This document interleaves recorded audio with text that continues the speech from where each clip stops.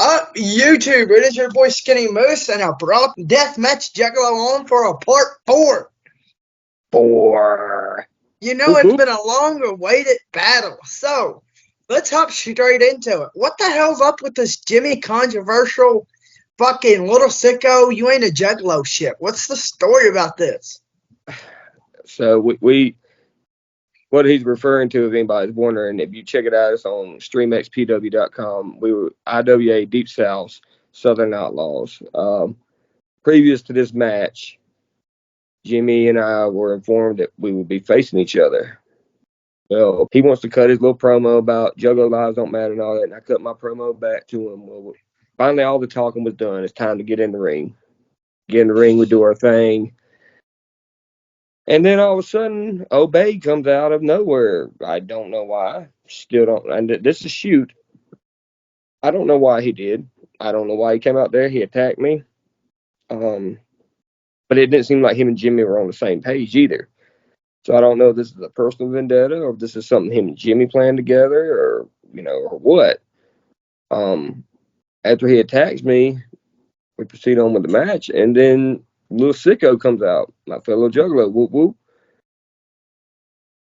He gives Jimmy, he gives him a white noise off the ropes through a table, drags me over, puts me on him. 1, 2, 3. Yay, I win, right? So I think. He proceeds to get the mic and goes off script and he shoots on me. Well, he shoots. I don't know if he shot on, I don't remember because a lot happened that day. But I don't know if he shot on Jimmy first, then he shot on me.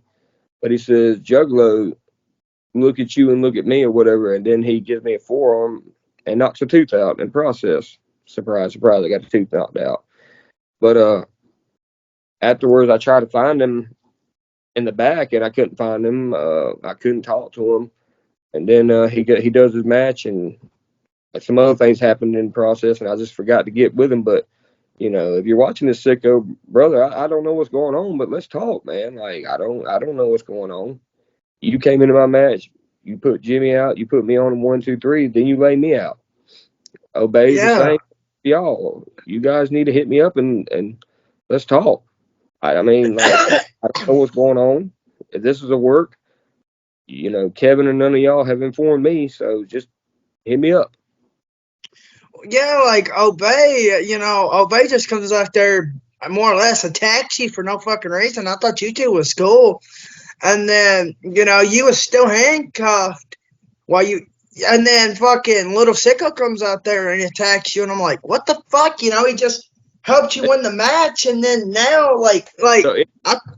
now on top of all this happening, let me throw something else at you here that I've been talking about. Later on in the show, after the SWAT team leaves, yes, we had a fucking SWAT team, which we'll cover that later. We're going to cover a lot of all that later, okay? Because this is the wildest show I've ever been in my entire life, ever. I mean, ever. In the process of all this, John Rare called me out for an impromptu match, and I'm sitting here asking him, I'm like, what's going on? As I'm going to the ring, I'm asking him, I'm like, what's the problem, dude? What's going on? Sorry, I had to get some things off my screen there. And he won't respond to me, and then he's got these tubes in his hand, and he's like, you're going to fight me, and I'm pretty much like, no, because if anybody knows anything about John, he's got a pretty bad back right now, and he's supposed to be having a surgery for it, but he won't do it. He refuses to do it, and oh shit, I'm not going to bump him. I'm just not going to bump him because one bump could put him out for the rest of his life, paralyze him, keep him where he can't provide for his family, whatever. I don't want to do that. I don't want that on my conscience, but he's constantly in the ring, and he's hit me with these tubes, and he's beating the shit out of me, and just he's telling me not to turn my back on him, and I didn't turn my back on him. I'm not going to fight my hero. It's hard to do that. I mean, I grew up idolizing the man.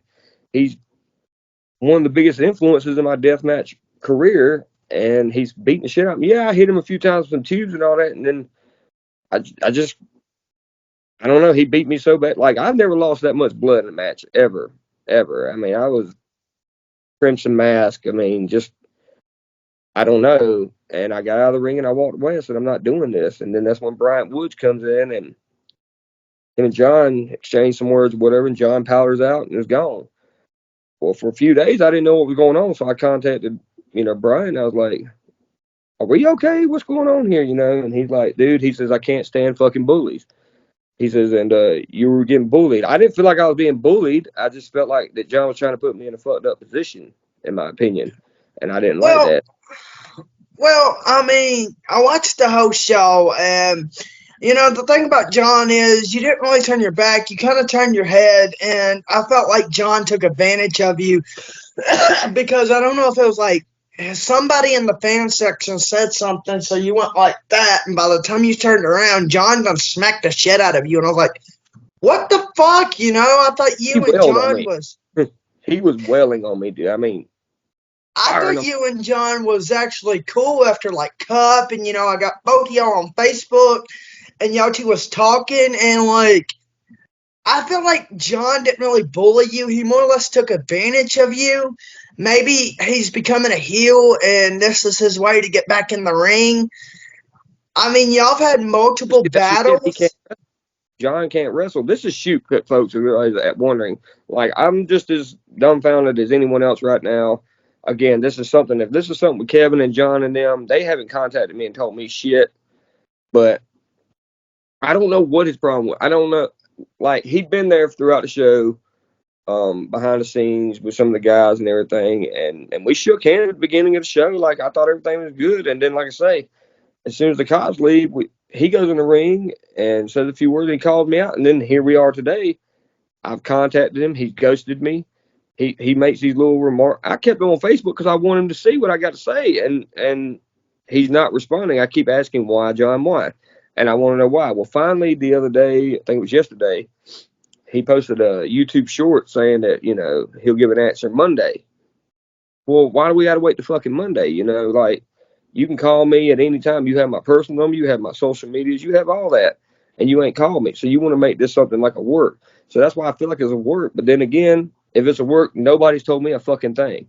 Exactly, like, I mean, it could lead into another story because y'all stories are. Oh my god, it kind of reminds me of him and the Spider, but like, what's really going on behind the scenes? John was like all cameraman, all recording, and I noticed John because of his hat and his long hair. Well, actually, his long hair, and standing there recording, and then like he gets in the ring and he's like, Brian White, I need you out here. So your music hit, and I was like, well, there's Brian White. What's going on here? And he wanted the match. So I'm like, okay, here we go. The Angel of Death versus the deathmatch Juggalo. Let's fucking go. And then all of a sudden he just starts brutalizing you, and I'm like, what kind of fucking match is this?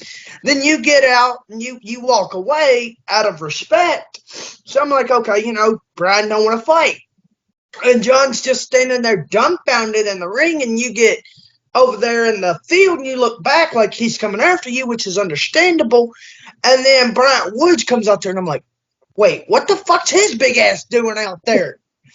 And he goes, fight me, fight me. And I'm like, whoa, is this about to be like a Obey, Little Sicko, John Rare, everybody fucking fighting everybody match? Nobody knows what's well. Like, somebody somewhere down the line, they know what's going on. I don't know what's going on. Kevin, nor Tyler, nor John. The only one that responded to anything bad to me was Bryant, and he was just explaining. He's like, I can't stand bullies, and he says, I was telling him to come fight me. He wants to bully you around, and do you like he did you. He says, fight me. I mean, and that speaks in volumes about our heavyweight champion. It's more than just him being our heavyweight champion. He's one for the guys. He's for the fans. He's for the promotion. But I appreciate that, Bryant. Thank you a lot. But John, I need some answers. Sicko, I need some fucking answers. Like, let's be real. Like, my inbox is open. You both have you have my personal number. Hit me up. Let's talk. That's what we're supposed to do. If not, uh, we'll see what happens, I guess. But like I say, if this is a work. It's a pretty fucked up one because John blindsided me, and I'm hurt. Um, but I'm also dumbfounded. Like I say, I can't figure out why the fuck he did this or what possessed him to do this. Um, And then with Sicko, I'm just hurt because that's supposed to be my Juggalo family. You know what I mean? We're supposed to be family. And I still can't wrap my head around why he did that. But I guess we just all have to stay tuned, including myself, to find out what's going on with that. So, we can continue with the interview now, but I had to get that off my chest. I told you before we started the interview, I wanted to say something about that and address that. Like I say, that's what I got to say about that. Now let's go have some fun. Let's talk about some cool shit. Let's talk about Southern Outlaws or whatever you want to talk about. That's why I'm here. What's the thing with Obey? Why did Obey get in there on you for? I have no history with Obey. I have no problem with Obey. I don't understand that's what I'm trying to say. I don't know if this is like trial by fire or what, because I've got the entire roster coming at me. Well, not Do the you entire, but I've got most of the roster coming at me, and I don't know why. do you think it's because you're the Spider Bujo Gauntlet winner? It could be. It very well could be. I don't know. There's an old saying, "Heavy is the head that wears the crown." Well, right now I'm reigning Gauntlet champion, so I can see that. That's a good point. I didn't think about that, Moose. I didn't think about that. It could very well be. That's a good point. I'll have to look into that, because that's it's a good possibility. But like I say, I've never faced Obey. We've No. never faced in the ring, not one time. We've never had a crossword in the back. We've never had a crossword on social. I don't know if it's his voodoo queen, this in his head or what. Oh yeah. You forgot to mention her, didn't you? Yeah, she. Yeah, Miss shit. I don't want to. Lindsay, ain't it?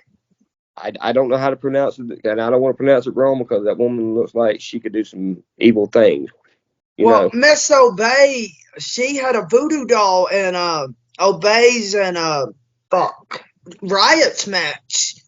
So did she like maybe do something to get in Obey's head or like That that's a good possibility. That's a very good, because, like I say, I mean, everybody knows it about me. I'm a Christian, but there is evil stuff out there. There's something evil out there, and I don't know what she's doing, but it's turning Obey into this even more dangerous demon, pretty much, in my opinion. Like, he's a man, but like the look in his eyes when he was beating me up was like that's not a look that I've ever seen in Obey's face ever. Even when we talk in the back or whatever, like say, I mean, the look in his face when he was beating my ass and all that was not Obey. And I feel like she's got a hold on him somehow. I don't know if it's the dark arts or what. I don't know. We'll find out in due time.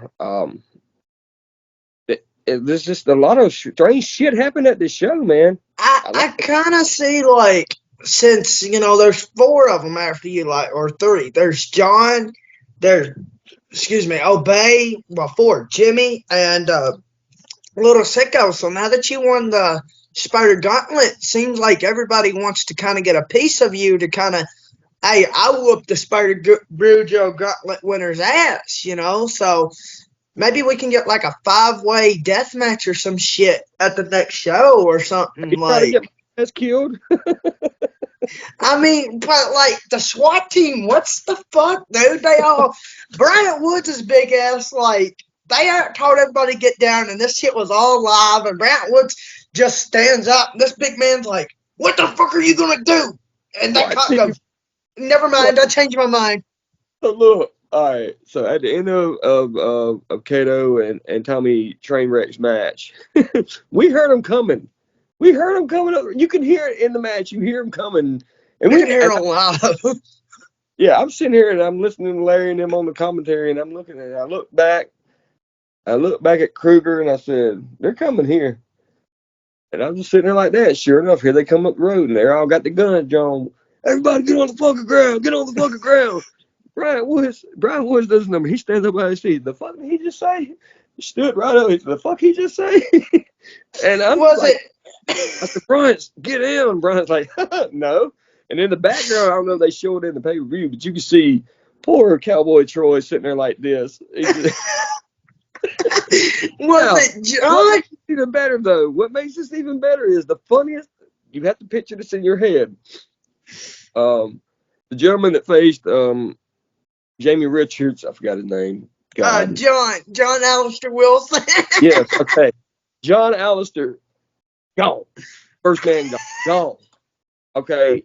He runs, he jumps a gate, lands in he's in this person's yard behind their SUV, and the woman comes out and says, "What are you doing?" And he said, all he did was look at her, and he said, "See ya," and he was gone again. This is the funniest part you got to put in your head. Hardcore hillbillies in full gimmick, full gear, boots, and everything. That's what I was going to ask. And this son of a gun is trying to run with him. Run with him. I didn't see neither one of them until after the cops were completely gone, but it's just, you have to vision this. Drew running like this with everything he's got in overalls and wrestling boots, trying to get away for God who knows. Oh, I think he said he had some shatter on him, some good wax on him and stuff. So he said he threw his shit and just started running. And I'm like, I think that you could see, I think it's Hillbilly, because Hillbilly walks past. And then, like, when the cops actually get there, you see Hillbilly is fucking gone in his, like, overall. it's pretty much like he's here and then you're like, what the hell was that? Oh, that was Hillbilly. The bad thing is, you did not see Hillbilly or John, because you seen the rest of them, like, after they fought and shit, you seen them, like, standing around and behind shit. You didn't see the rest of those two men for the rest of the fucking show. Like, low key, they were just staying in the back and keep looking like this down the road. I mean, like I say, and by the way, anybody that says we're backyarders, I'm gonna try this on because I tried it at the show. We're front yarders. That show happened in the front yard of our house, just so y'all know. Front yarders, what the fuck? We're the front yard again, you know. So, if I'm not mistaken, Larry Legend said this was John Alistair Wilson's first death match. It was him and Jamie Richards have been doing some stuff at SEPW down in Alabama. And they've had a good rivalry going on. Well, what better way to sell it than in a death match? Yeah. And he faced Jamie Richards, and Jamie Richards, there's no pushover. Anybody that knows anything about him, he came off the roof at Cup 11 with Lil Sicko. 12. I apologize. Thank you. I mean, 28-foot fucking building. Yeah, the building. So, I mean, dude, I got to get a hold of John and see if we can interview John Wilson. Like, I told him and all the guys at Deep South that you were pretty much like the voice of Deep South, and that you got our backs, and who better to interview him than you, Skinny Moose? I mean, look at. By the way, congrats on your success. I've been meaning to tell you that. Like, you've had Mr. Danger, you've had Masada, you've had the Beast Bryant Woods, you've had Madman Pondo. Takeda. You've got an impressive list there, so congratulations on that. I've been meaning to tell you that, man. I'm very proud to see how far you've come from that little interview with me, and now look at you now. You know what I'm saying? I guarantee you, if you go to a show, people know who the hell you are. You know what I mean? I feel like they would. If you come to Deep South, you already know. We're gonna know who the fuck you are. Yeah, I'm gonna be at Cup, y'all. So I'm gonna walk with the Juggalo. Woo woo. And tickets are available for that now. If y'all go on Eventbrite, we'll share the link in the video or something here later. But Carnage Cup 14 is going down in McKenzie again. 2-day tournament. We're gonna have 18 men this year. 18 of the most sickest, twisted, violent men in the world. I'm not gonna give away anything because I don't know anything, but I do know that I am gonna be in Cup. I can tell you I will be in Cup, but I don't know what's going on, what's going down. There's rumors that the first round matches might be one-on-ones. So we might have a little change. Yeah, we might have a little change in how things run this year. So, but I do expect to see some new faces there this year. A lot of new faces.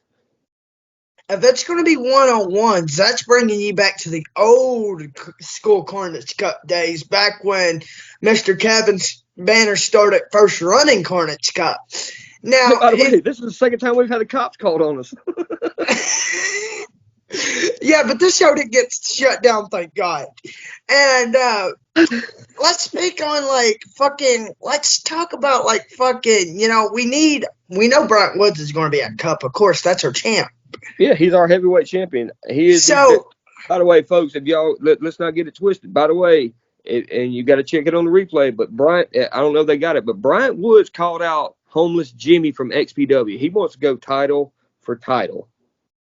We're gonna have the Beast versus the Vicious Nomad. You know what I mean? Like, This is getting interesting. I'm seeing a lot more XPW and IWA getting closer.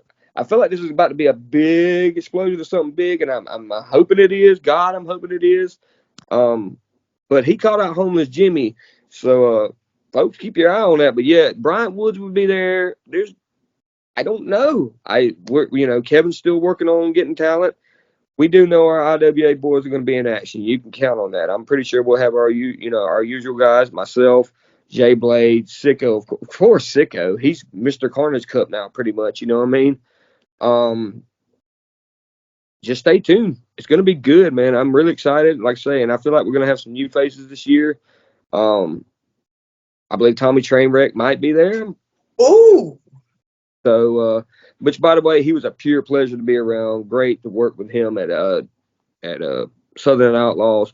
Class act, dude. He was just professional, and he loves our art. He loves our sport, and he's a great guy to be around. Just positively, just beaming off of him. So I look forward to seeing him again at Deep South. We had some debuts of a dude, Andrew Cato.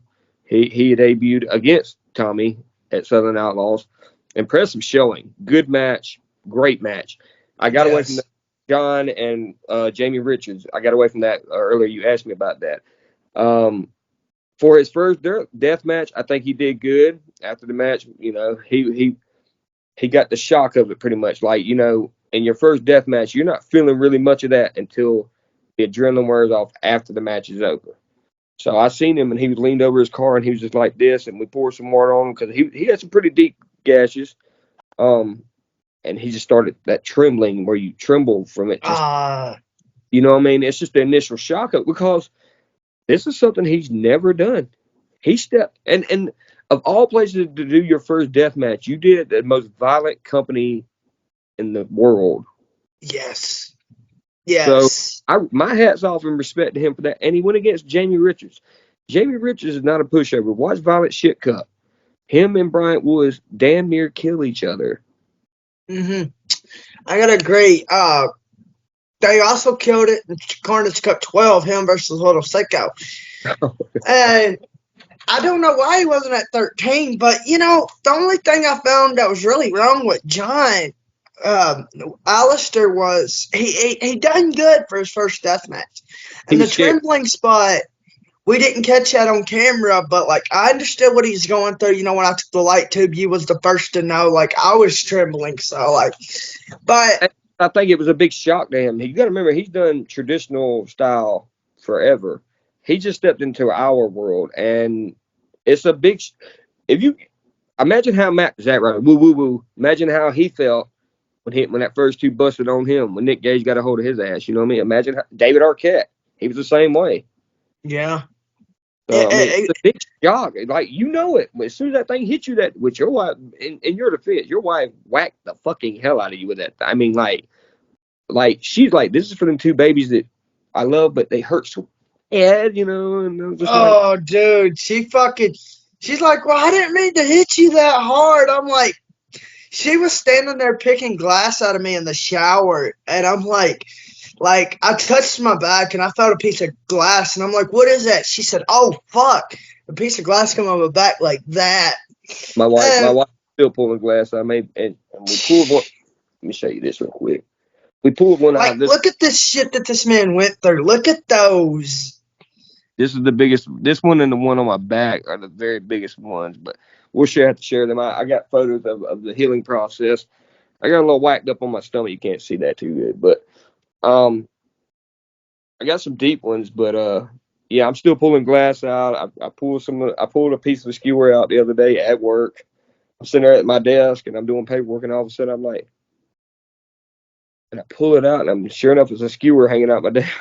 Still, Yes, we definitely gotta thank Miss White yes, for fucking taking care of the yes. deathmatch juggalo. Like That's the my. I told the you. What did I tell you? My first one. She's my nurse. She is my personal nurse. But while I was at the show, um, believe it or not, John Rare's wife and Jay Blade's wife made sure that I got wiped off and they could do what they could do. You know what I mean? Because them and my wife when you get them three together at a show, you never know what's going to happen. Or Sicko's wife, all four of them. You get them together, you never what's going to happen next. But that's the that's the thing I about mean, people. We're a big, happy, disoriented, fighting family. like, he was on the phone with me that night. And he was like, "Hey, will you talk to me on the phone while I drive home?" And I was like, "Yeah, sure." So before he even turns a fucking car on, he's like, "I think I got a piece of glass stuck in my nose." And he's like, "Ah, fuck." And he goes, "See?" I'm like, "Oh, shit. How the fuck do you get glass in your nose?" And he's like, "Man, I don't know. John, Probably from John." So, John, speaking about that, when Sergeant Jimmy dropped you on your head on the edge of the ring, I noticed that you instantly started favoring your head for a little bit. Like, is that where your concussion come from? that's the only thing I can imagine. Because John was kicking the shit out. I don't know, because a lot of shit happened that day to me, dude. Like, and another thing that happened to me that I've never had anyone do to me is John swings that damn tube sideways at me and hits me while I'm sitting like that, and then he gets it and stabs me with it. Yeah, like, Stabbed me with it. Did you see that? That yeah, like, I've never seen somebody swing a tube sideways. Like, Not when you're sitting on the ground like this. you could tell, like, you're in fear because the way that he swung it, and if you buy it, you can tell, like, it wasn't wrestling like the way normal wrestlers swing it. You could tell he was swinging it to like a fucking baseball bat, like Yeah, he was it out was pain. He was for trying to some inflict pain. pain. Yeah, I don't know And what. That's why I say, why John Ware? Well, I guess we'll find out Monday whenever he does his fucking promo or whatever he's doing. But again, he's got my personal number. I'm gonna keep saying that. You got my personal number, dude. Hit me up. yeah, like I want to know why was you so aggressive towards Brian? Like, I know that you two have had multiple on top of multiple matches. Y'all two, like, it looks at you like a father figure, and maybe if you're turning heel, I guess this would be a good point to start. But like, you were so aggressive about it. So like, what's up with that? Like, Yeah, I hit us. respect We you. can both come on here together and talk about it on here. Or if you don't want to do it, we can do it in private. I'd rather do it in private because I mean this is shoot, so we got to figure out what's going on. And if we're doing a story angle, okay, cool. But hit me up before we do that. Not like I say, but if you want to do it publicly or whatever, fucking hit Moose up. Let's do this. Let's talk. I'll be more than gladly to be y'all's host and sit here and listen and ask y'all questions. I mean, like, fuck. I respect John Ray. I grew up on John Ray. I still kind of, I didn't really know Brian all that well, but John, I remember the first Spotted Boudreaux and fucking John Ray saw deathmatch. Fuck. I mean, whatever happened, like, You know, I understand that, he may be missing Spider, and I'm not trying to offend Mr. John Ray, but, like, what's the story behind this? Why are you yeah. so... I often wondered if Spider would have liked me. I often wonder that, and I asked the guy Give me one sometimes, second. She had to come on for an interview. hey, what's up, Juggalo? Whoop, whoop. Yeah, y'all seeing that right there? Yeah. That's Uncle Brian's biggest fan right here. Hey, baby. So She yeah, watches all her Uncle Brian's matches. that's right. I'm gonna have That's to right. get her a Uncle Brian shirt. But yeah, like, you know, since you was at the whole show, what was your thoughts on this Michael Cougar fucking Bryant Woods match, including Sadisto cutting his leg?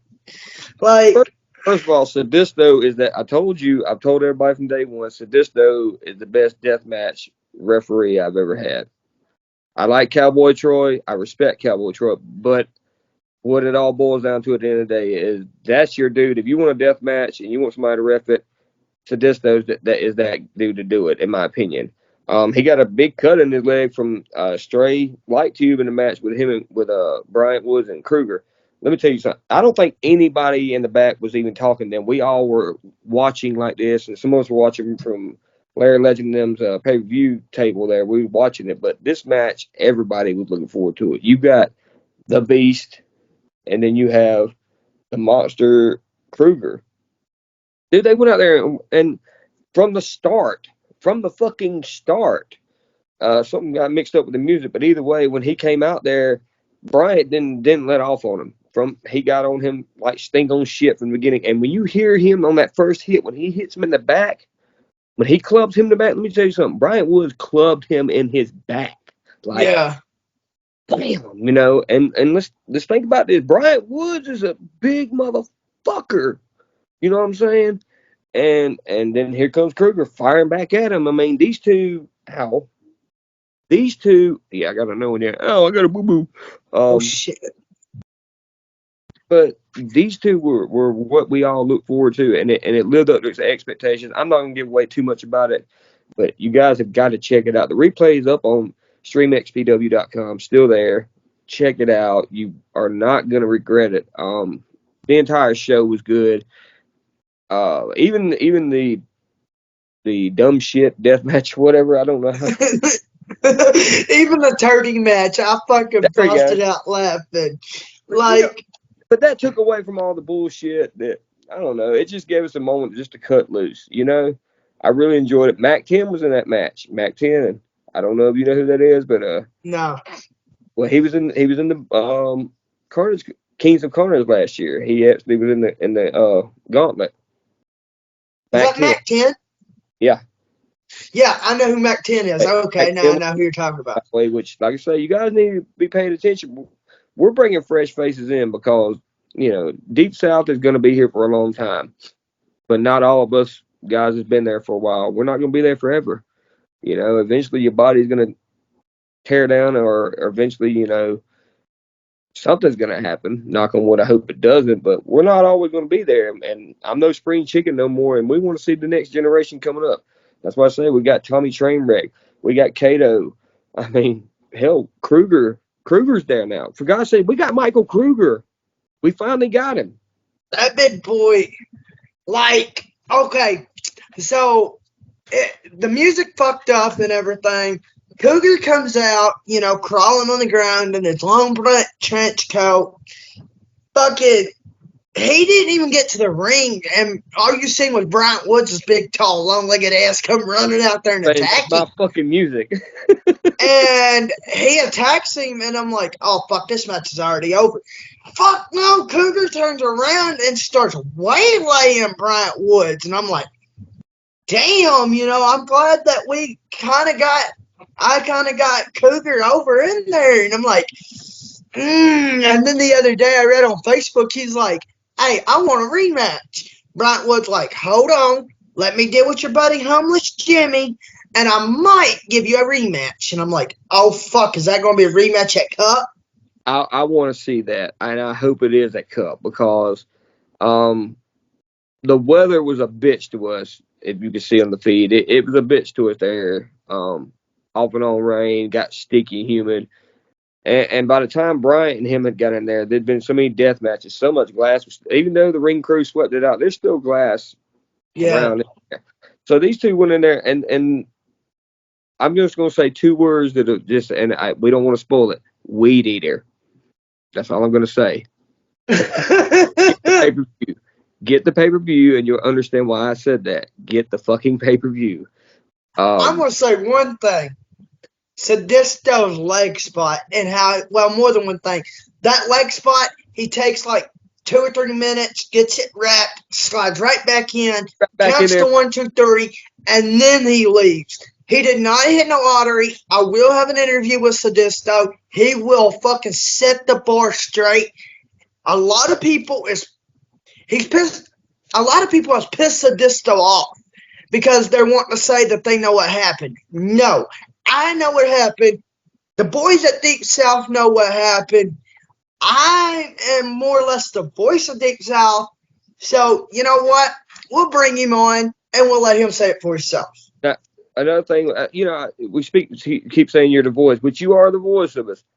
But we need to give our boys York Terry and Larry Legend props. That was some of the best commentary that Oh I've my, seen in a long time. They hit it off immediately, and it's just like great shit. oh my God, the way that York, dude, I don't York, know. Like, if somebody said who's a better commentator, I'm gonna tell them I don't know, because York was so fucking on point. But hey, I have a behind the feeling scenes, they he was made doing most of that fuckery. Just so you know, he made most of the fuckery we used. they I had a feeling they was doing their own like game or whatever, trying to see who can out commentate, because York would say something and then Larry Legend would say something better and then York would say something. Best fucking commentary I've heard in a long ass time. And that's not against And Chris Cross. That's not taken from Chris Cross at all. I'm just saying, but them two really have good chemistry. I've said it before, if Larry Legend, York Terrier, and Chris Claus on commentary, it would be fucking over. Those three together, could you imagine those three, all three commentating a match? Let me take You her know, out, bro. Give me a second. You got York Terrier with his commentating skills. You got Larry Legend with his off the wall fucking jokes and shit. Like he said, I would love to be the body's pussy or in the body's pussy right now. yes, And that's. you got, Hey, we didn't even mention that the body is back. he said he was leaving IWA. He was back for that show at least. I mean, I know he's going to be at the next XPW show. Rob Black mentioned it on his show the other night. yeah. He's back in America, so let's see how that works. And you got fucking A lot of Chris people. Claus who does the squall thing. One thing, real quick, when it comes to that whole situation with the body, he knows what he did. He's been threatened by everybody, and threatened by everybody, and threatened by everybody on site. But nobody touched him at that show. Nobody bothered that man. Everybody was a true professional. He knows what he did. He knows what caused that. So that's why I believe what happened with Hardcore. That's the most serious match I've seen Hardcore Hillbilly in a long time. Um, he was legit shooting on him. So uh, he knows what he did, and I'm a Christian. And I believe in forgiving people. That don't mean I forget it, but I do forgive him. Now, Go ahead. now let's, aside of this though, another good referee is SPO. Now, them two men will slide right into the middle of the fucking fuckery. I mean, SPO was used as a fucking, like a table for the ladder in Chris Bradley and Christian Russell's match in ICW. And the body, you know what, dude, you shot on SPO. You knew what you said. You made fun of him because he died. And you better watch your back, because Dr. Redacted wants you. He'll be at fucking the next XPW show. Hoodfoot wants you. Bro, you don't shit on good people and expect not to get your ass whooped. Now that I agree. That's what I say. He knows what, and I think he knew that what happened with him and Hillbilly. Hillbilly never met the man personally, but he was under strict orders to make that happen, and he made it happen. I'm not gonna say where, what, or who. I know it, and before anybody else know, it wasn't Rob Black. No, it wasn't Rob Black. I know, but I'm not going to say nothing. I have it under good authority that he was told by someone to make that happen for SPO. It was somebody that's a high power ranking official, would you say? Well, not official, but he's a high ranking man or Yeah, a high ranking person. It could be a he's male or he's female, a but big kahuna. yeah, he's a big name, but you just don't do that in the deathmatch world. I'm sorry, or in the wrestling world. Like if I was to go shoot on, Go ahead. I would never do it because I grew up on the man and I respect the man. But if I shoot on Spider, I expect to get my fucking ass handed to me, and if I can even fucking walk after that. Now, you do not do something stupid, because you're gonna forget. These motherfuckers that grew up with them, watched them, been there, had their matches refed, sat and smoked blunts with them, ate with them, drunk beers with them, they're not going to forget.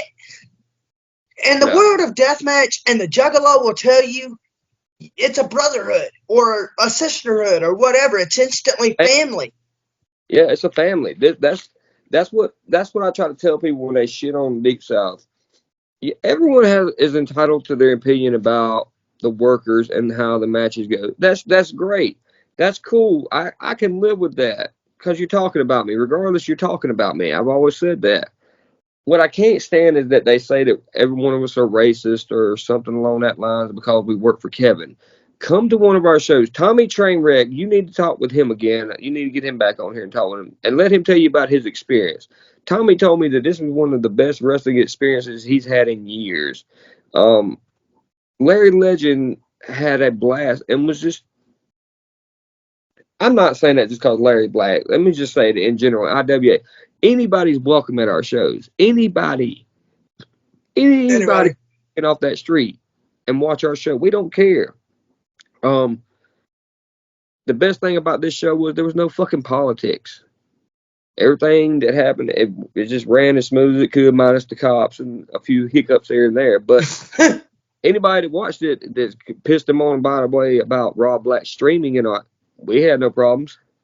And we were in the deep south. I can't say the location where we were, but we were in the deep fucking south. Andy Lawler was at this show and said he had a blast. It was his first Deep South show, and he said he had Yes. a blast. No, Now, he brought a friend that had never seen wrestling in person, never at all, and he brought him to his first show, which was a deathmatch show, and his buddy, by the end of the show, was having a fucking blast. if y'all don't know who Andy Lawler is, Andy Lawler actually runs Deathmatch Elite, and he's a pretty chill dude. I mean, he has his differences, but don't we all? That's Now, what makes it beautiful. That's what I'm saying. You can disagree with someone's opinion and still be friends with them. You can.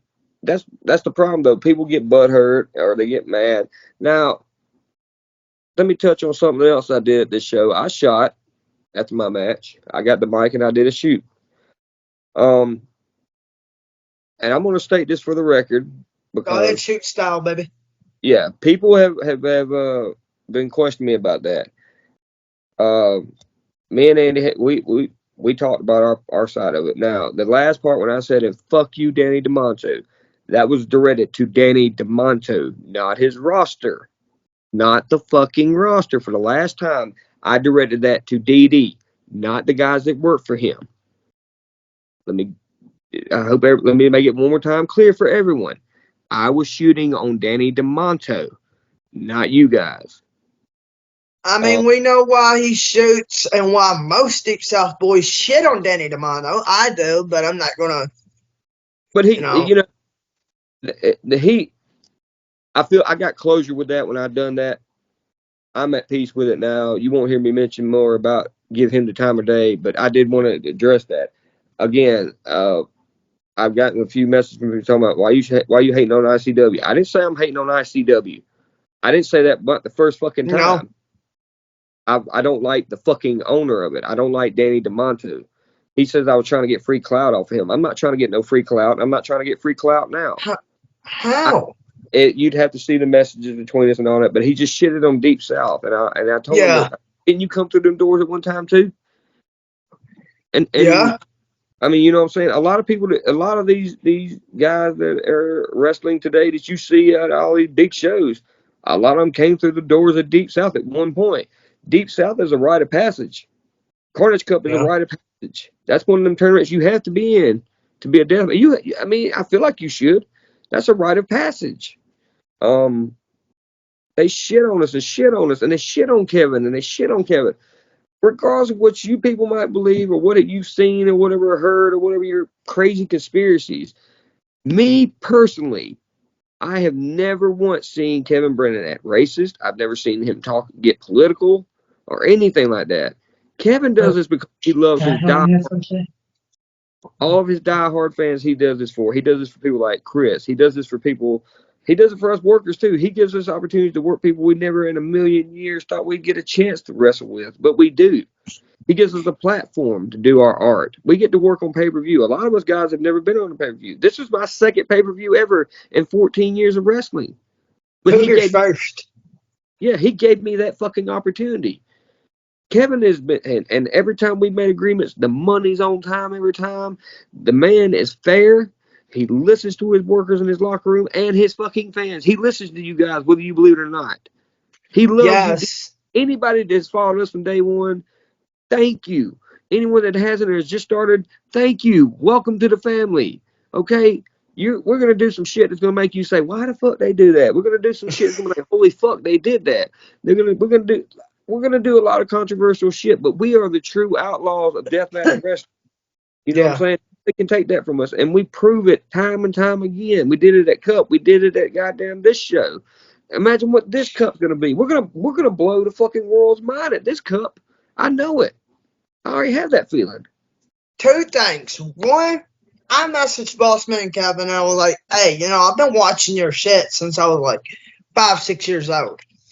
And the first one, I bought, well, I didn't buy, my mom's ex-boyfriend bought, and I was like, oh, I like this shit. And then I bought another one, and then I started watching all the Carnage Cups every time that I knew. And when I was like 23, 24, last year, I went and bought every single Carnage Cup, every single show, and I'm like, this is why I love Kevin. So I was like, hey, can I get to be a part of Deep South? And he was like, yeah, sure, join. And I was like, fuck yeah. So now I'm a part of Deep South, and the racism shit, if you're racist, he wouldn't have John Alistair Wilson there. I'm sorry, but like, no offense to that man or Larry Legend. They're both African Americans, but like, apparently Larry Legend likes Kevin because this is his second show. He was at, no, third, Carnage Cup, Kings of Carnage, and then he was at Southern Outlaws. Let me So, tell you another thing about that. When you said that, that's a good thing. I'm glad you said that because on the Rob Black show, Larry was on there and he says that the reason he goes back to Kevin is because Kevin takes care of him. Kevin, if you're racist, that ain't gonna happen. yeah, that's what I don't understand. Kevin loves the guys. But you see that he's the biggest mark out there in the crowd, popping for the spots and stuff. Kevin loves wrestling. He loves deathmatch wrestling. No, he has never asked anybody on the card to do something that would get him killed. We make the decisions what we do. Kevin doesn't make them fucking decisions. People So, need to get through their thick ass skulls. At the end of the day, we're grown ass men and women. We can make our own decisions. I'm not gonna let some man just, for instance, I'm not gonna let a man shoot me with a gun or something. I'm not gonna. We know what we're gonna do before. so with that being said, you've done seen the comment. What the fuck is up with people saying that Kevin has a deathmatch fetish now? They've moved on from the Holocaust shit. Now he has a deathmatch fetish. I've never seen Kevin. You have a mouth. You can tell Kevin no. I have never seen Kevin try to literally murder anybody. And coming from Sadisto's We own put motherfucking mouth, ourselves. he's been in Sadisto's DMs every day and in the fucking group every day asking Sadisto how's his leg. I have never known Kevin to be like, all right, well, today we're going to have you take a shotgun shot and blow your damn kneecaps out. Right. I mean, I've seen some fucked up shit come out of Deep South, but The whole finger thing, literally, John's finger getting cut off, that was him and Blaine. They did that. Kevin didn't tell him to do that. that pissed Kevin off. If you know anything about Deep South, Kevin literally said, and not only that Spider Boudreaux and John Rare incident, when I interviewed Kevin, I was wanting to know about it. He's like, dude, I didn't know shit about that. And like, if me and you are wrestling each other, and I was like, okay, if I want you to stab me in the leg, so like I can't use my left leg anymore, and I don't tell Kevin, how does that fall back on Kevin? That fall back on me, right? The whole incident with John at Carnage Cup. I that the finger incident, You don't really stop him. Truthfully, he hurt his shoulder. That's what really stopped him. It really wasn't. It wasn't was the that stab. 13? Yes, that's what his shoulder is what hurt him. He was Yes, wrapped because up. He like was going to keep going. He got that tape wrapped around it. He was going to keep going, but he hurt his shoulder when he remember when he charged at me when the razor board was set up right there at the ring. yeah, and I moved out of the way, I think that's when he did it. I thought it was when that fucking contraption. I reviewed it, but that contraption on the edge of the ring where John goes to put you through it, and like all them fireworks blow up on that like ironing board thing. I Because you believe seen after that he started favoring in his shoulder and he rubs it for like 2 or 3 minutes and then he just walks off. I mean, like I've said it before and I'll say it again. I don't know why he didn't have it at Carnage Cup Dirt or Southern Outlaws, but this man has a fascination with fireworks. Like, this man is the only motherfucking man that I know that will actually get the fuck blowed up and keep going. Hardcore Hillbilly did it too. Well, yeah, but 13, not too long after that, Hardcore ended it. Yeah, but look, like he showed me the scars. He has burn marks still on him. Cuts like scars from the barbed wire. He was wrapped in it, and he was really trying to get out of there when it was blowing up on him, but he couldn't move. I need to set up an interview with Hardcore because in that part there, like I think it was like maybe not even 24 hours later, he got pictures, and you could still see like in the bathroom of the truck stop he was at, his skin was peeling off of his body. And somebody said, well, that's Kevin's fault. And Hardcore goes, no, I'm the one that had that idea. And I'm like, what? Why? He took a suplex into a kiddie pool of syringes. I don't play with needles. I don't play with needles. No, sir. Look, I've got tattoos. There's a difference between getting a tattoo and getting your blood drawn or getting stabbed with a fucking needle. You know what I mean? Fuck that. I don't like that, and I damn sure don't like fire, and you know why I don't bring it up. You know why. Great balls of fire. Go ahead. Yes. Okay. So since he said it, I gotta say it. He back in the day when he first started, considering I watched all of his fucking matches, I even went deep and dug deep, and I mean like deep. He comes out with these flaming pants, around the legs, and it meets in the private parts. I'm like, explain to me why your pants are like this. He goes, don't ask. So I keep watching. I'm like, okay, I'm asking. This is like most of your career. He goes, they started making fun of me and calling me Great Balls of Fire. And I'm like, okay, I could see it. And now he has nothing to do with fire. And I think I've only seen him do fire like once, maybe. And John turned my nuts. That spot really killed fire for him because Johns has this fucking, what is it, rags, or was it like dolls? Yeah, rags. And John lights it up and he walks over and Brian's like, no, he's trying to get up. And John's just like, attacking him, wouldn't let him get up. So basically while he's away, we're at Violent Shit Cup, me and John, in the Ring of Fire death match. My first death match with John, my first death match at IWA Deep South. In the process of all this, the flames are pretty hot as it is. When they lit them things up, dude, it got warm in that ring real quick. But in the process of me and John fighting, he gets this stake that was holding the rag holding the barbed wire together, one or the other, I don't know. It was like a torch, wasn't it? Yeah. And he goes to hit me with it. When he does, he burns my fucking testicles. Like, whoa. So Brian's like, looks up, and you can hear Brian saying, like, I'm assuming it's no. And he tries to get up, but John's attacking this man. John would not let this man move. And finally, he's like, he lights it, and, he's got one hand like this, and he's fucking taking these boots, and he's attacking Brian. And all of a sudden, like, I don't know if it was on purpose, but from the looks of it, it was on an accident. This shit just falls. Like, you know how, like, it burns so much it falls. And Brian's like, no! And then he tries to protect his shit, but by the time it falls, his hand wasn't working with him. And his hand's just like covered as it. And he screams. And his balls are like, he gets up and he's like, John's looking at him. John turns around, and I don't know if you've seen it yet. John's like, and I'm like, yeah, that ain't funny. Okay. Another thing, when me and him fight, I literally set his tights on fire. I have them in my memorabilia. I got it put up somewhere. But his tights were on fire, and the whole time when I did it to him, I'm trying to put him out as I'm pinning him. Sadisto is looking at him too, and Sadisto will verify this. When I'm pinning him, I said, "Oh shit, I'm sorry," as I'm putting him out, and John's laughing. He's fucking laughing at this, and I'm just like, "The fuck is wrong with this guy?" Now, y'all want to see something fucking crazy? Y'all should see when he fucking. Oh, that was fucking crazy. But It was normally when let's speak on John, okay? okay. So somebody in the group, I think it was Deathmatch Elite, said that Spider ain't around anymore. So John had to play Spider. That pissed me off because John had to stab himself where you or little sicko wouldn't, agree to get stabbed.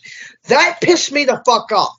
Now, John Rare has always had a fascination with fireworks, fire, and blades. I will be the first to tell you, I grew up on fucking John Rare. I follow John Rare. I am subbed to his YouTube channel. This man does the shit that no other deathmatch wrestler would. And that, not to shoot on anybody, but shit that Dr. Redactic, Bryant Woods, fucking Brian White, Shane Mercer, Slack, shit that nobody else would.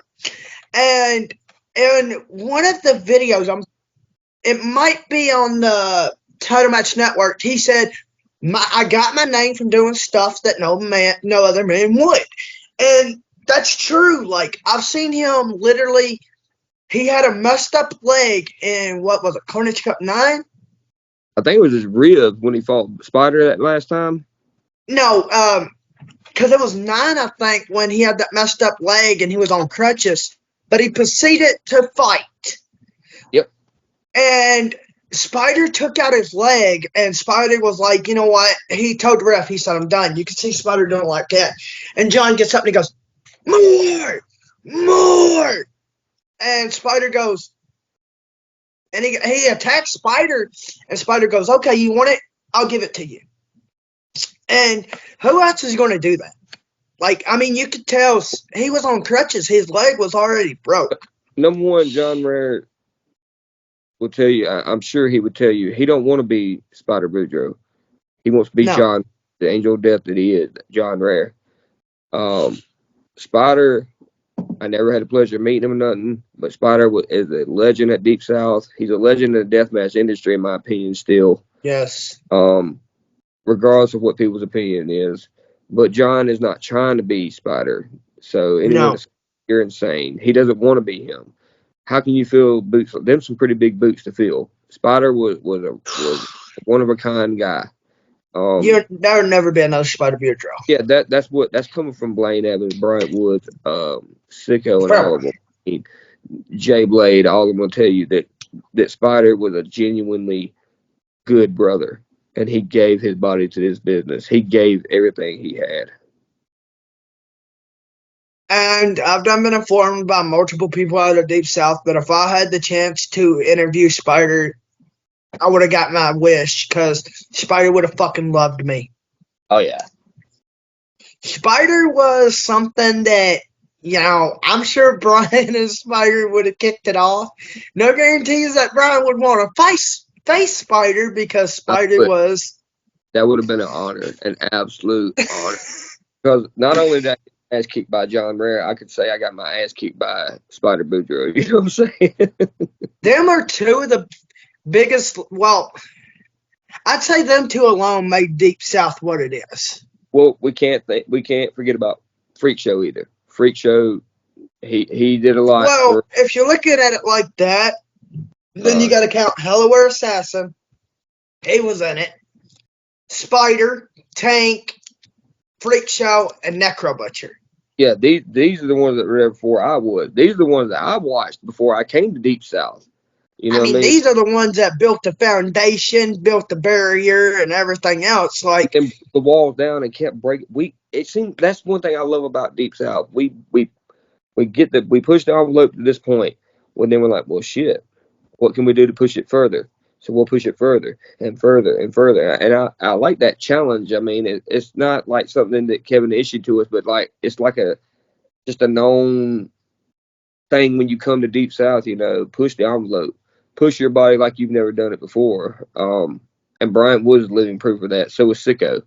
They both pushed their bodies to unbelievable, unbelievable limits at Carnage Cup 13. That is by far the biggest bloodbath I've ever watched in my entire career. After the match, dude, I'm telling you, still to this day, I stand by it. There's literally puddles of Bryant and Sicko's blood, pools of it, and it just looked like a fucking murder scene when he was just laying, when they both were laying there at the end of the match. It looked like a murder scene, dude. I mean, I have never seen two human beings destroy themselves like they did. I mean, we even interviewed Sadisto, so if y'all want to go back and watch it, Sadisto said that he had to quit reffing that match because he started fucking crying. That is Little Sicko's manager. And anybody that knows me, like my wife, my grandfather, anybody will tell you, I started fucking crying, and they asked, what's wrong? I said, Little Sicko just fucking killed himself. Because the U-Haul thing, High Spots has always been a Carnage Cup winner. And no matter if it's the U-Haul, no matter if it's inside of a building, Kevin loves High Spots. Now, that's one thing I will say. Kevin likes, if you're going to be the finals of Carnage Cup, it's a high spot. That's how you're going to win. But I think that's the bloodiest match in Deep South history, or it got to be one of them. Because when he went down, the Beast fractured his L1 and L2 in that fucking match alone. But Little Sicko, his head was bleeding so fucking bad. They decided to super glue it and then reopened it because the super glue got stuck to the gloves. Now, and he was missing fucking hair. I have interviewed Little Sicko and Sadisto. And came back the next day and worked Jay Blade in a 2 out of 3 falls. Deathmatch. And won that fucking match. And came out the U-Haul again.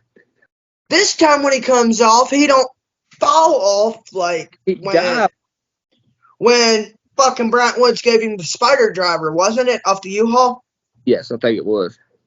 This time he fucking does like a crossbody. And he fucking dives at Jay Blade, with Jay Blade holding light tubes like he's carrying logs. And Little Sicko just dives right the fuck into it. Like, I don't give a fuck. He couldn't hear for like a couple hours after that. He came back in the back after the match. I'm talking about he can't hear, and we just gave him some space because he took that was a sick bump. They both took. They both paid for it. Like they were hurting after that. And yeah, he had a ringing that wouldn't stop. He couldn't hear out of one ear or something. But Jay Blade is a fucking trooper. People are sleeping on him. Did you see what he did at Southern Outlaws? Y'all are sleeping on him. I uploaded the fucking video last night. This man has a gash in his fucking arm from Southern Outlaws. And he proceeded to get right back into the fucking match and finish that shit. You could see the muscle in it. Whenever he showed it to me at the end of the match, you could literally see the white meat inside of his arm. I didn't get, I got I guess it was yesterday that he took the picture. I didn't get no, pictures right after the match. But I will tell y'all be fucking watching, y'all be watching for Carnage Cup 14. I'm going, and I'm interviewing each and every wrestler after their match. Yeah. So I'm going to blow a bunch of fucking minds, and this whole show, this whole YouTube channel is nothing but shoot style. So if y'all ain't got the stomach for it, some wrestlers may be bloodied up and they may want to go, well, fuck it, go ahead and interview me. Some of them may want to get cleaned up and take them a break, which I respect that. Because I'm not going to run up, hey, Brian, you just got out of a fucking bloody-ass match. Can we interview you? I'm going to be like, do you want to be interviewed now? And if he says no, that's out of respect. But I'm going to ask him, and then if he gets cleaned up and he's like, I'm ready, then I'm going to be like, let's do it before round 2. Yeah, man. I feel like, and I said it last time, maybe I'm sounding like I'm contradicting myself, but this will be the biggest Carnage Cup in the history of Deep South. Oh, yeah. We had fucking, 12 men for 13? I think so, yeah. We have 18 it is a 3-day thing. So like your first day's like your little band workshop, whatever boss man's putting together. Your second day's Carnage Cup. Your third day's King of the Carnage. You have no clue who's going to be in it.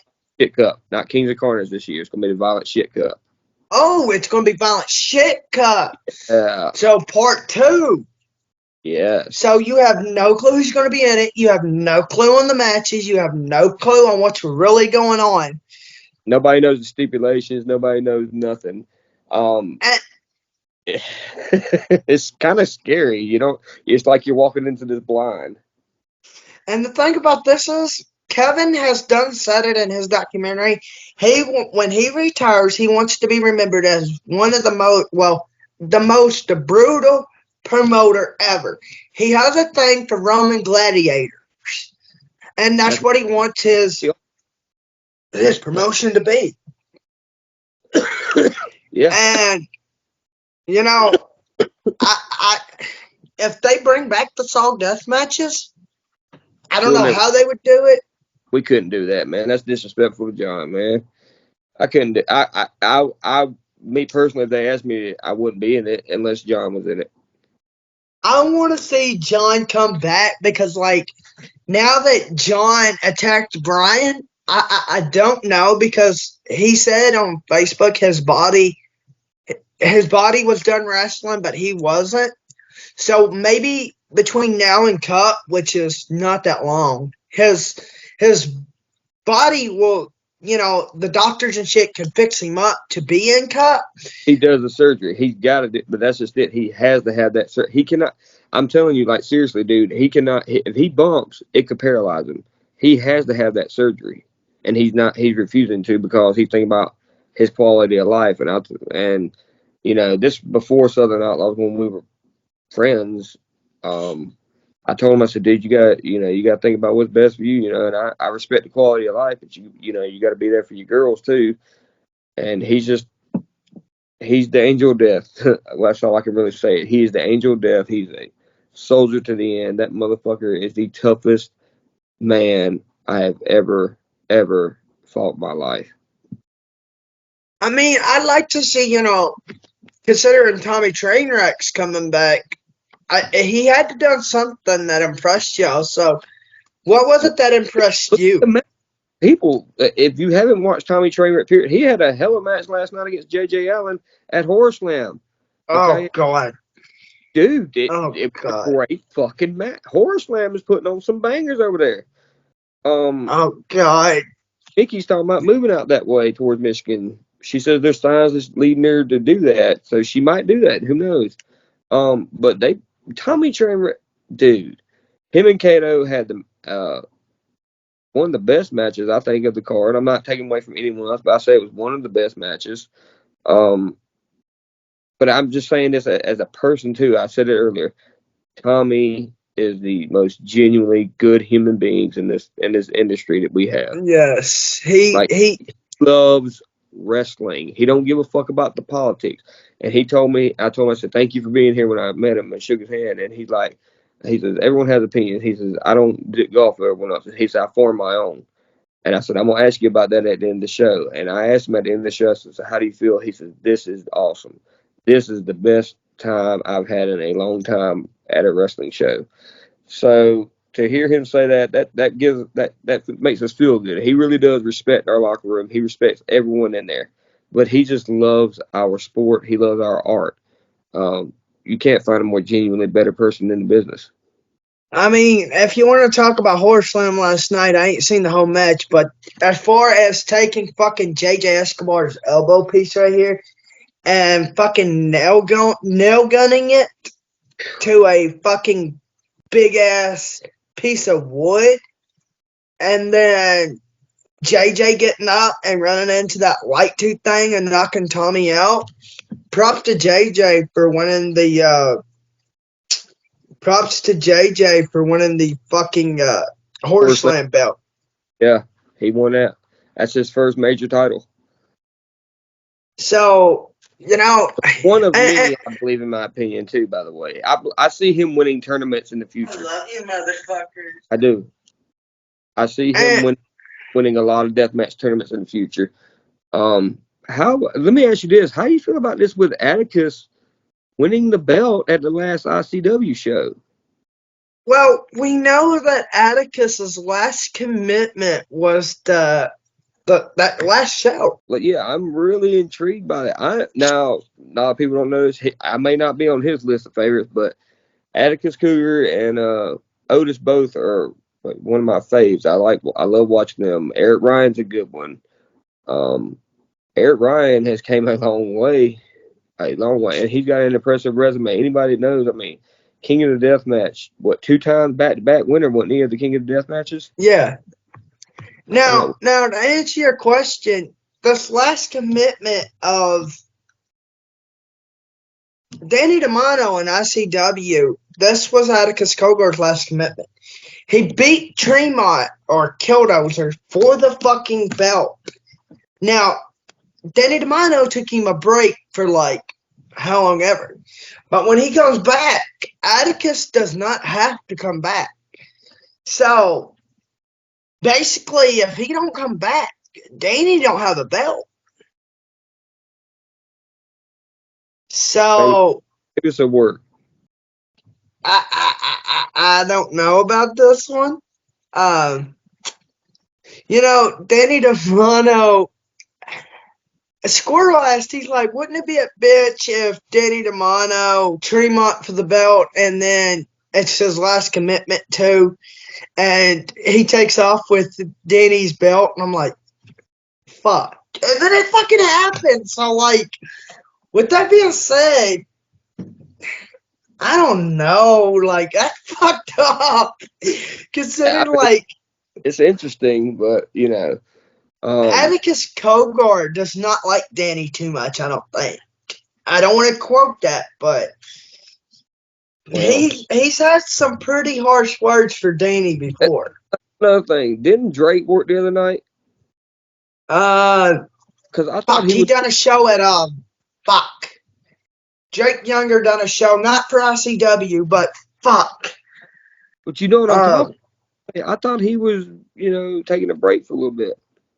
Drake he's not accepting no more bookings. I think he's booked for X Brand the 17th, but he's not taking no more bookings because he's worried about himself and his family and all that. Right. And I don't know if Drake will be back to wrestle. He said that he was turning off all social medias and he was going to do his own thing, which I respect that. He's got a family to attend to. So I like to see Drake back. But one of my questions is, since Kevin's works just about anybody that respects him, anybody that he'll give anybody a chance, do you see the boss working Hellware Assassin again?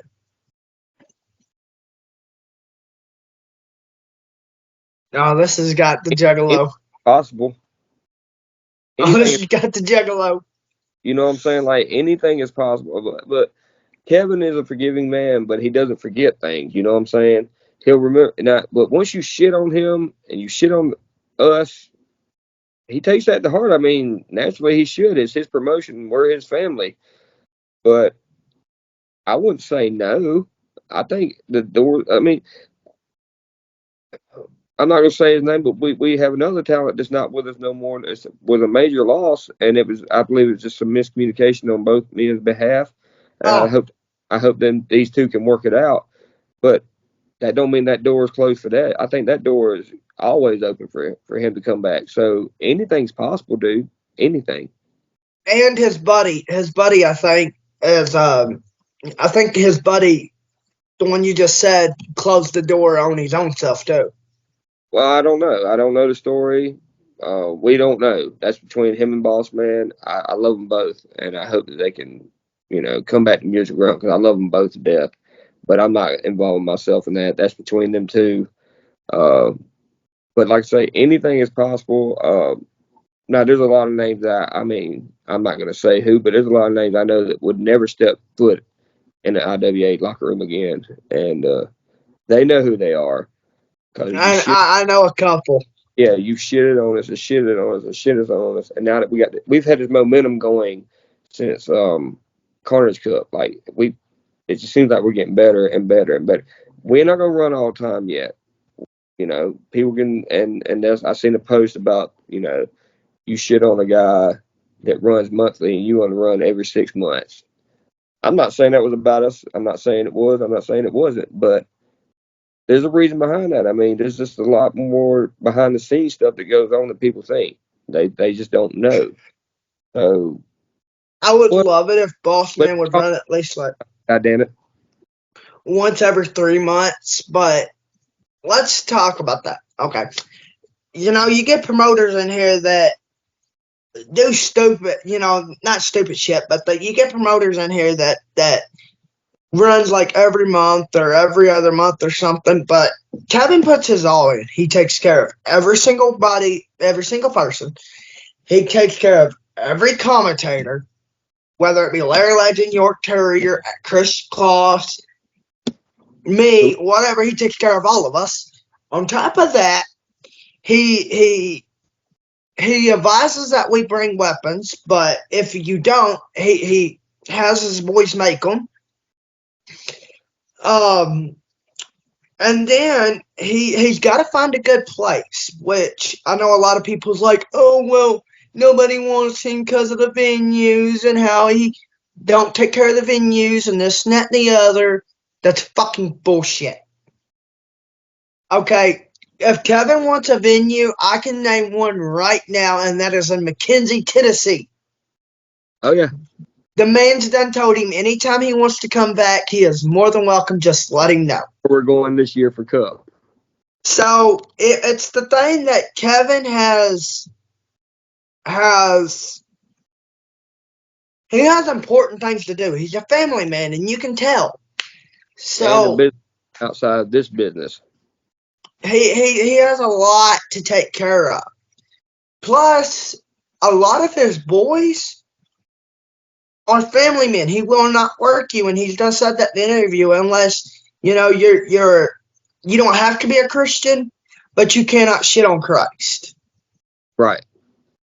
So with that being said, I'm not for sure every deathmatch wrestler's religion and this and that and the other. But I have talked to Bryant about it off screen. And fucking Jack Harrop's wanting to get in to Carnage Cup from England. So when an England boy has come to me and told me to ask the boss to get him in, that's saying something. And Like plus, I said that from earlier. I believe that IWA Deep South is just a rite of passage. You have to go. You have to go through there at least once, you know, in your career. I feel like you should. I'm just blessed to call it my home promotion. That's where I'll hang my boots up at. I mean, I'm glad that I actually got the chance to be a part of it and, you know, something that I grew up on. I mean, like, I know CZW and I know, like, fucking GCW, but I grew up on Deep South. I grew up on Kevin. I remember the fucking Ian Wright and Mickey Knuckles. I remember the Tank and Hellaware Assassin shit when it first came out. Maybe not something for a kid to watch, but I guess that's what really hooked me. And ever since, you're not going to get no better promoter. I don't give a fuck.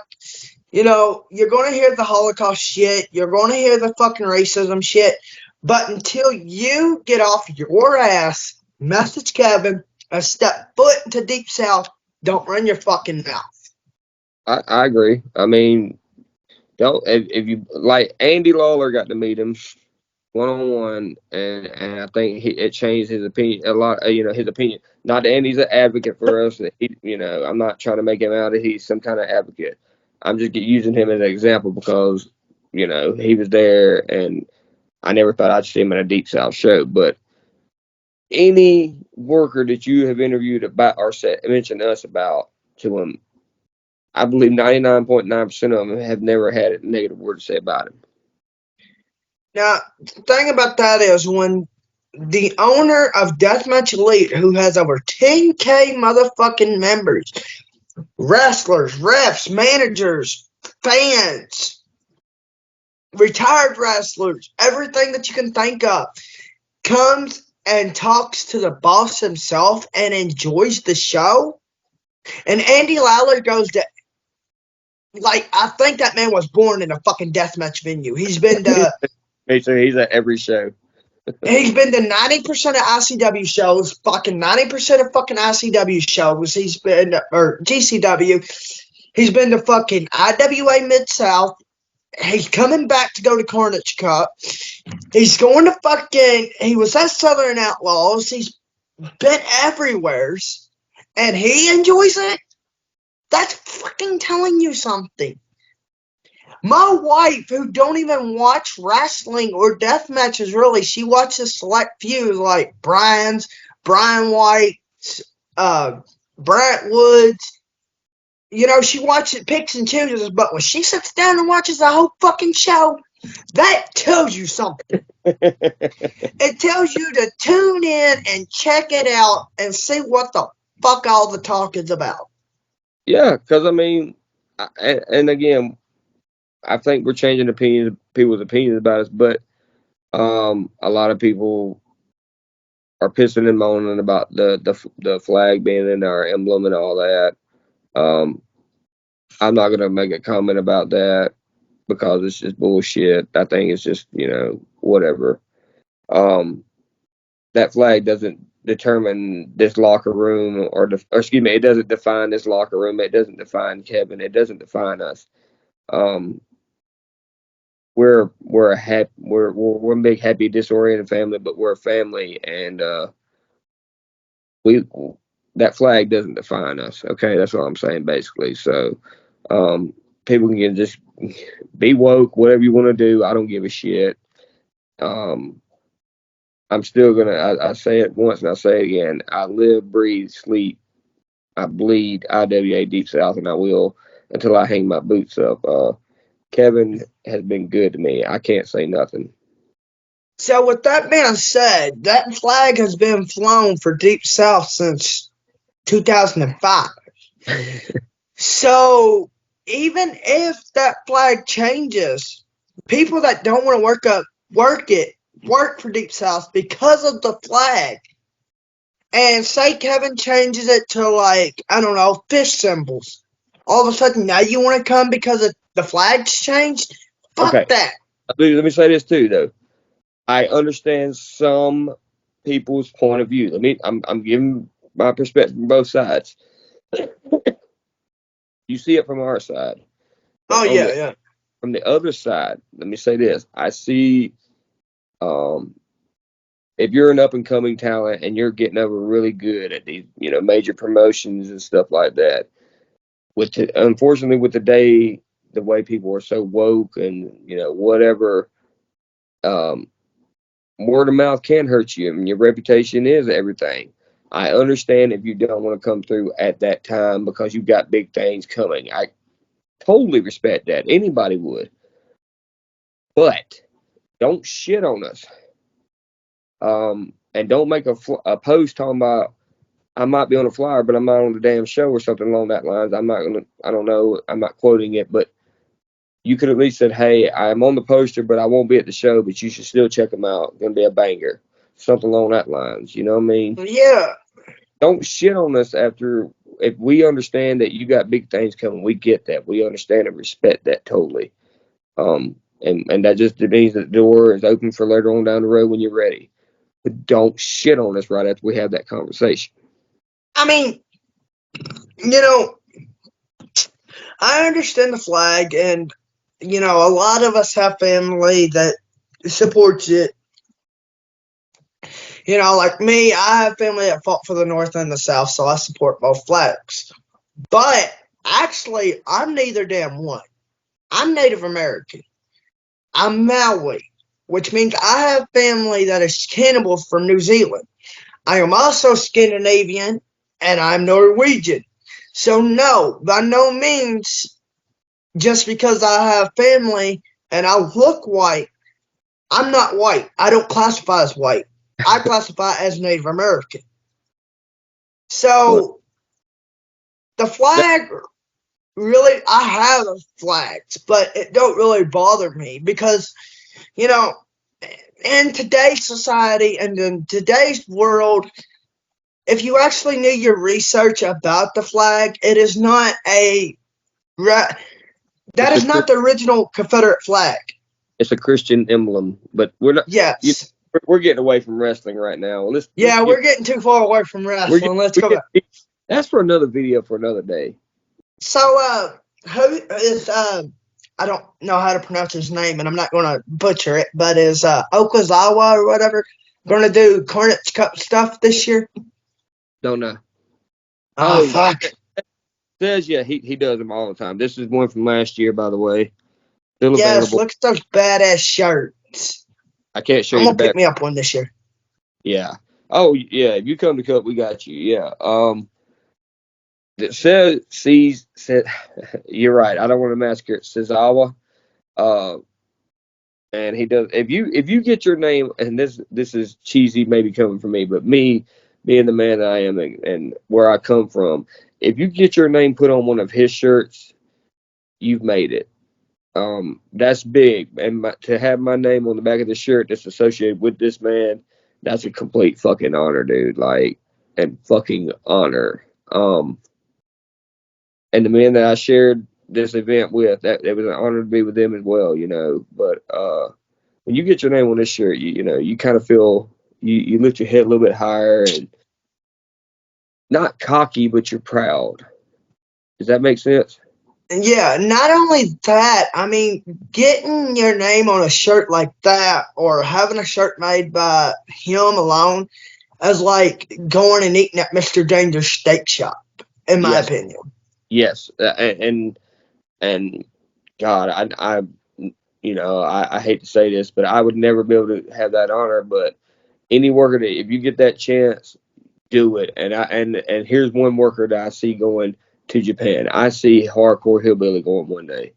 Um, he's Necro's right hand man, and Necro's a big name over there. You Yeah. know, do you know how much these guys make per match in Japan? What? They make $5,000 US dollars per match, and they wrestle. I think they said twice a day. Jesus fucking hell. So I can understand why Dale Patrick is still over there. I can understand why a lot of guys are still over there making that moolah. Dude, that's good money. I can Um, see little sicko going over to Japan. I would love to see him go over there, but we'll have to wait and see. I want to see more of him. You know, I'm glad he's a part of Deep South, but I want to see what he can bring to these other guys' shows. XPW. Yeah, yeah. If he went So, to W, dude, he would be so sick over there. I would like to see an XPW, ECW, like maybe XPW invade Deep South or Deep South invade XPW. Uh, Anything's possible. It's wrestling. Anything's I mean, possible. We don't exactly that's have a true. problem. We don't have a problem with them. I mean, as you see, we have a working relationship with them. We're on their network. Um, and you know, a lot of our we have a lot of their talent on our shows. Yeah, Uh, it's true. so that's anything's possible, dude. It's wrestling, dude. Anything can happen. That is true. But shit, I think I'm gonna get ready to end this. All right. Well, we're gonna have to do this again. Um, but guys, it's available. Southern Outlaws is available on streamxpw.com. Check it out. Check our social medias out. We're on TikTok, Facebook, Instagram. Check us out. Um, John, if you watch this, call me, dude. Call me, Let's figure okay? something out. Yeah, stop fucking working me, dude. Okay, I'm in the business with you. Let's quit doing that shit, okay? I'm going Anyways, to I I'm appreciate going this. to tag you in this video, John. So I appreciate it. I enjoyed it. I had fun, and we're definitely gonna have to do it again. yes, after all this personal shit's done, be prepared next month. June, I am setting up the deathmatch Juggalo for a part 5, so get y'all's asses ready. I'm done. Probably, let me check my calendar before I end this, and I'll tell y'all if he's not busy and not working. Uh, the first sound good? Saturday, June the 1st? Sound good to me? All right, let's go. Let's fucking go.